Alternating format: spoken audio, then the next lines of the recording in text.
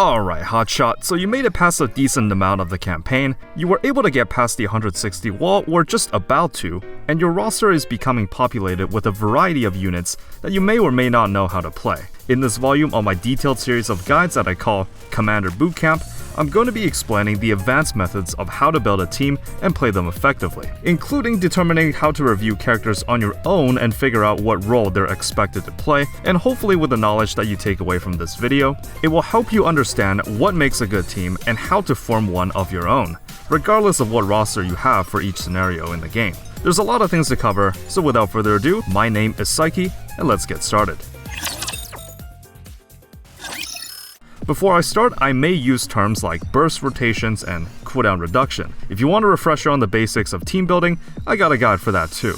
Now, let's also set some foundations on what is going to be expected in this video. I'm assuming you have made it past or is about to make it past chapter 16 in the campaign, as doing that will unlock special interception, which is your first taste of what late game Nikke has to offer. Though I do expect that you have a decent amount of units in your roster already, enough to build multiple teams at the least. And finally, for a bit of disclaimer, I own most of the units in the game, but not all of them. So it's possible that I'm gonna miss a couple details here and there. Okay, let's start by differentiating the difference between early and late game. You probably picked up this game and just stuck your SSR units in the same team in the beginning, but this is about to change. The major difference from the late game is that in the campaign stages, you're likely expected to play at a combat deficiency, where the combat power of your team is lower than the recommended level. This means you're secretly debuffed to do less damage, and enemies do more to you. While you could just wait for upgrades to be made to your units so that you could get above the recommended power, if you focus on certain meta aspects, you can push the campaign pretty far even when the game thinks you're not supposed to yet. If you take a look at what other players are using, you can see that a lot of the most successful teams have combat powers way lower than what the requirement says, and what ends up happening is that you'll see the same units over and over again. The meta tends to be more important in the late game, as the more campaign stages you complete, the more resources you get passively. So it's generally in your best interest to push the campaign whenever you can. The majority of the stages are going to be your typical defeat the boss, defend the base, endurance levels. In these types of levels, units that can hit in an AoE have an advantage. It's quite easy to tell who specializes in it, as you can just look at their kits. Some character examples include Prydwen, A2, Scarlet, Modernia, etc. You'll also see some boss stages. In fact, a few of them in the later campaign levels are huge walls where you actually need some strategy and a tailored team in order to beat it. In these cases, units that deal single target or get sustainable damage are more suitable, like your Alice, Maxwell, and so on. The majority of these levels are DPS races where you must beat it before the timer is up. However, when you get to raid content, it no longer becomes that. You'll still want to deal as much damage as possible, but also making sure that you actually survive the whole 3 minutes. So how do we build teams to suit these different types of levels? We're about to find out. So in a nutshell, how I like to structure each team I build is by splitting them into 2 portions, a support core and a DPS core. A support core is a combination of buffers, healing, defense, and cooldown reduction. The DPS cores are, well, DPSs that are expected to do damage. Typically, I find that support cores will contain 2 or 3 units, while the DPS units make up the rest. Supports are also typically types 1 and 2, and DPSs type 3. Let's take a look at an example. This team is sometimes called the God Comp, where it's a surefire way to clear most difficult content. We have Leader as the type 1, who provides CDR, cover repair, and attack up buffing all in one package. Novel or Senti as the debuffer / defensive unit, Scarlet and Modernia as the de facto best DPS core for low maintenance, and Rapunzel as a healer or panic button in case one of your units go down. This team still performs pretty well, but about a year later, there are other comps that can come close to their performance. Here are some other example comps. You've also got the Bunny setup, and while you still need a CDR unit, this core universally provides everything you need to sustain the team. Another slightly less conventional support core is Pepper, Dala, and Prydwen. You do need to play manually, but this team can provide enough buffing and healing to be sustainable. There are also cases where a support core is more specific, like the Tiga comp, or because you get more core damage, you will want DPSs that have high fire rate and accuracy, so no shotgun users. Now, of course, this game doesn't exist in a vacuum, so there are going to be cases where you may have to do some brainstorming of your own. For example, in cases where a boss deals high single target damage, you can sometimes protect your team by bringing a taunt unit. For bosses with multiple parts, bring units with Pierce. For bosses with a lot of cancel rings, like Gravedigger, bring a shotgun comp. These are just some examples where you may want a tailored team to tackle them. There is a whole slew of meta characters if you filter by the best on certain online tier lists, and I more or less agree with most of them. While a good amount of the units in the game are definitely usable in some way, my personal argument to focus investing on the most meta units you have is that all players, as long as you're not a whale, will have to deal with limited resources, especially those skill modules. This means that if all units need the same amount of resources to max out, then you might as well put them on a unit that's more meta first. There's guides online that will tell you which skills should be prioritized over others, and this is where I get most of my information from.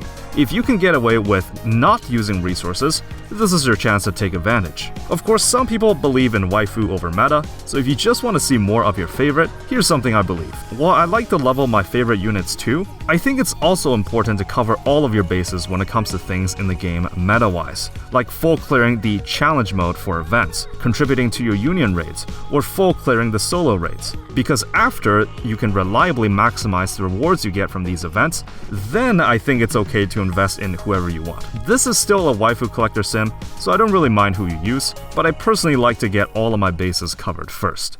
I think this is a good starter point for team building. Next, we'll go over some of the more intricate details of units' kits and how that might impact the way you play. For example, if you've been watching some of my guides, you've probably noticed that there's a difference between unit talents with the wording entering full burst versus upon using burst skill. This is important because any skills that trigger upon entering full burst means that it doesn't have to be that unit that bursts in order for it to activate. An example of this might be Alice's skill 1, where the two highest attack units gets a boost in charge speed and charge damage. This will work even if Alice is not the one to burst, meaning she has some support capabilities, and you can expect this to activate every burst rotation. On the other hand, if we took a look at, say, A2's skill 1, it will say, activates when using burst skill. In this case, it will only activate if A2's burst ability is used. So while the effect itself is quite powerful, this is a selfish buff that only affects herself. Understanding the difference between wordings like these can help you determine what role or gameplay that an unfamiliar unit has. Some words will be highlighted in gold, and if you tap or click on it, it will specify what it means. Another thing to look out for is how the unit scales with their ability. DPS units will most likely scale their kit with attack, while healers and defenders tend to scale with max HP. Since you're likely to start getting the highest tier of equipment available, it's safe to invest in your resources to level those pieces of gear. But something you might not have realized is that not all the gear pieces give the same stats. The headpiece will give the most amount of attack, the gloves a medium amount of attack, the body the most amount of HP, and the boots a medium amount of HP. So depending on how the unit scales with their talents, you can prioritize leveling certain pieces of gear over others. If you have access to overload gear, it's generally a good idea to overload it, but you may not need to max it out. While not all units benefit from having overload lines, they are at least stat increases. I will go over in detail how overload gear works in a future video, but this will do as an explanation for now. One last tactic I want to discuss is iframing. You may have seen footage of players being able to avoid taking damage altogether whenever a boss unleashes an attack. But how does it work? I briefly went over the topic of motion cancelling in my Alice guide, but the TLDR is that your units have two different positions, in cover and out of cover.